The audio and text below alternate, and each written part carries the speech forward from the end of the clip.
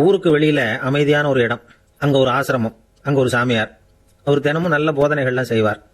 பல பேர் போய் அங்கேயே சில நாள் தங்கி இருந்து அவர் சொல்ற அறிவுரைகளை எல்லாம் கேட்டுக்கிட்டு வர்றது வழக்கம். ஒரு தடவை அவரை பார்த்துட்டு போறதுக்காக 3 வெளியூர் தம்பதிகள் வந்தாங்களாம்.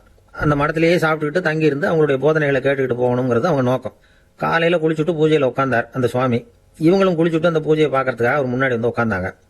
பூஜை ஆரம்பமாச்சு. சம்பிரதாயப்படி அது ரொம்ப நேரம் நடந்துகிட்டே இருக்குது. இவங்களுக்கு நல்ல பசி இருந்தாலும் இந்த நேரத்தில் அதை எப்படி வெளியில காட்டிக்கிறது? பேசாம இருந்தாங்க.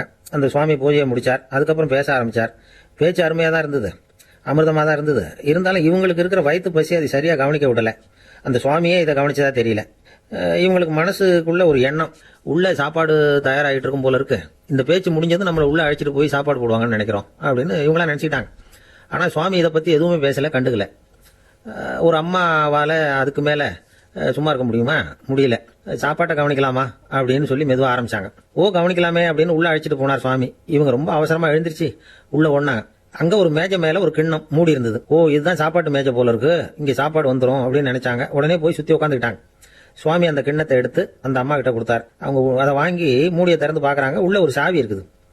சரிதான், இது சமையலறை சாவி போல இருக்கு, அங்க போய் அதை திறந்து சாப்பாட்டை நாமே எடுத்துக்கிட்டு வந்து இங்க வச்சுக்கிட்டு சாப்பிடணும் போல இருக்கு அப்படின்னு நினைச்சாங்க. சாவி இருக்கு இல்லையா, வாங்க பூட்டு நிறைய காட்டுறேன் அப்படின்னு சுவாமி அவங்களை அழைச்சிட்டு போனார், காட்டினார். இவங்க அந்த அறையை ரொம்ப அவளோட திறந்தாங்க. உள்ள பார்த்தா அங்க அரிசி, பருப்பு, விதவிதமான காய்கறி எல்லாம் இருக்கு. சமையலுக்கு வேண்டிய மிளகாய், எண்ணெய், பால், தயிர், நெய் இப்படி எல்லாமே இருக்கு. அடுப்பு, விறகு, நெருப்பு போட்டி அது கூட அங்க இருக்கு. சாப்பாடு தயாரா இருக்கும்னு நினைச்சுக்கிட்டு போனா இப்படி இருக்குதே அப்படின்னு சொல்லி அதை பார்த்தது ரொம்ப சோர்ந்து போட்டாங்க அவங்க.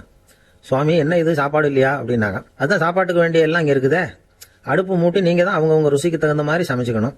இந்த சன்னியாசிக்கு எப்படி சமைக்க தெரியும் அப்படின்னு கேட்டார் சுவாமி.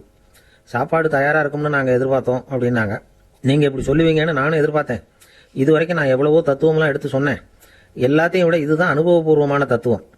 ஆண்டவன் நமக்கு நல்ல மனசை கொடுத்துருக்கிறான், நல்ல வாய்ப்புகளையும் தந்திருக்கிறான்.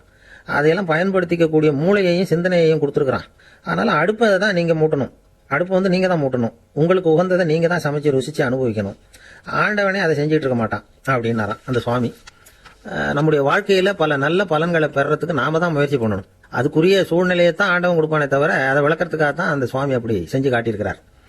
இது ஒரு பெரியவர் இப்படி ஒரு விளக்கம் கொடுத்தார். அதுக்கப்புறம் அந்த 3 தம்பதிகளும் தெளிவடைஞ்சுட்டாங்களாம். நாம தெளிவடைகிறது எப்போங்கிறது தான் தெரியல அப்படின்னு பல பேர் இதை கேட்டுட்டு சொல்லிட்டு இருக்கிறாங்க. இந்த கதையை நம்முடைய நண்பர் ஒருத்தர்கிட்ட சொன்னேன். அந்த நண்பர் ரொம்ப சந்தோஷப்பட்டார். நீங்க சொல்றது கரெக்ட் சார், ஆனால் நான் அதை விட ஒருபடி மேல சார். எனக்கெல்லாம் அரிசி, பருப்பு இருக்கிற ரூம் எதுன்னு கையை காட்டிட்டா போதும், உடனே கிண்ணத்திலேருந்து சாவி எடுத்து கொடுக்கணுங்கிற அவசியம்லாம் இல்லை எனக்கு. அப்புறம் எப்படி ரூமை திறந்துருவீங்க அப்படின்னு கேட்டேன். பூட்டை உடைச்சு திறந்துருவேன், அதுதான் எனக்கு பழக்கம் அப்படிங்கிறார்.